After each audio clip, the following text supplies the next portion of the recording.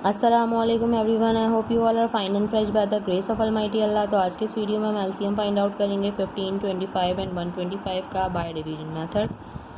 तो चलें स्टार्ट करते हैं अपनी वीडियो। सबसे पहले मैं आपको बता दूं कि हमारे पास दो या दो से ज़्यादा जितनी भी वैल्यूज़ हैं, जब हम उसका एलसीएम फाइंड आउट कर रहे होते हैं बाय डिवीजन मेथड, तो हमें सारी वैल्यूज़ को एक साथ ही डिवाइड करना होता है। यहाँ इस वक्त हमारे पास तीन वैल्यूज़ हैं जिनमें है 15, 25 एंड 125। अब इनको हम डिवाइड किससे करेंगे? डिवाइड हम इनको करते हैं प्राइम नंबर से। प्राइम नंबर्स कौन से नंबर्स होते हैं? प्राइम नंबर्स वो नंबर्स होते हैं जिनके सिर्फ और सिर्फ दो ही फैक्टर्स हो सकते हैं। इजी वर्डिंग में मैं आपको अगर बताना चाहूँ तो प्राइम नंबर्स वो नंबर्स होते हैं जो दो ही टेबल्स में आते हैं, एक अपने और दूसरे वन के। जैसे कि मैं आपको कुछ प्राइम नंबर्स की एग्जाम्पल दे रही हूँ, 2, 3, 5, 7 और ये इसी तरह कंटिन्यू रहते हैं।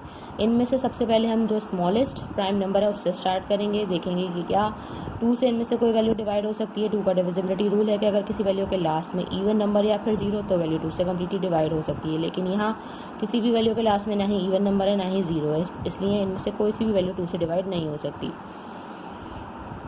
2 के बाद जो नेक्स्ट प्राइम नंबर है वो है 3, और 3 का डिविजिबिलिटी रूल है कि एक वैल्यू में जितने डिजिट्स हैं उनको प्लस करने के बाद अगर ऐसा नंबर आता है जो कि 3 का मल्टीपल है तो ही वो वैल्यू 3 से कम्प्लीटली डिवाइड हो सकती है। यहाँ हमें 15 तो 3 से डिवाइड होता हुआ नज़र आ रहा है क्योंकि 3 के टेबल में 15 आता है 5 पे, और अगर हम इन दोनों को प्लस भी करें तो 1 + 5 बनेगा 6। 6 3 का मल्टीपल है, इसलिए ये वैल्यू 3 से कम्प्लीटली डिवाइड हो सकती है।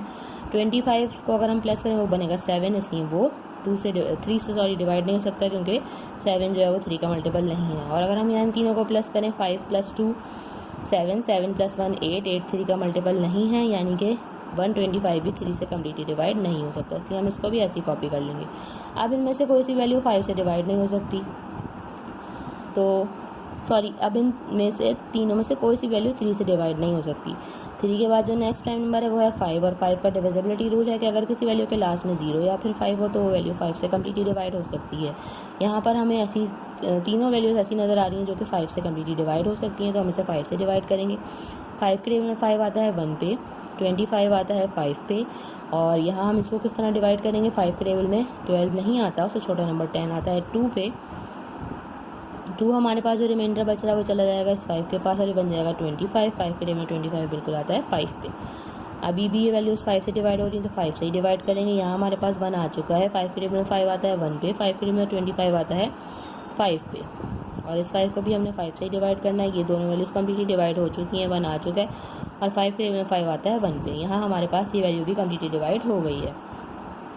अब इसका एलसीएम किस तरह फाइंड आउट करेंगे? एलसीएम फाइंड आउट करने के लिए हम इन तमाम प्राइम नंबर्स को जिनसे हमने इन तीनों वैल्यूज़ को एंड तक डिवाइड किया उनको कर देंगे multiply. 3 × 5 multiply by 5 and multiply by 5। तो चलें इनको मल्टीप्लाई करते हैं ताकि जल्दी से हमें लीस्ट कॉमन मल्टीपल पता चल जाए 15, 25 एंड 125 का। 3 × 5 इज़ 15। 15 × 5 क्या होता है वो हम रफा में भी चाहे तो करके देख सकते हैं। 15 × 5 5 है 25 का 5 टू कैरी, 5 × 1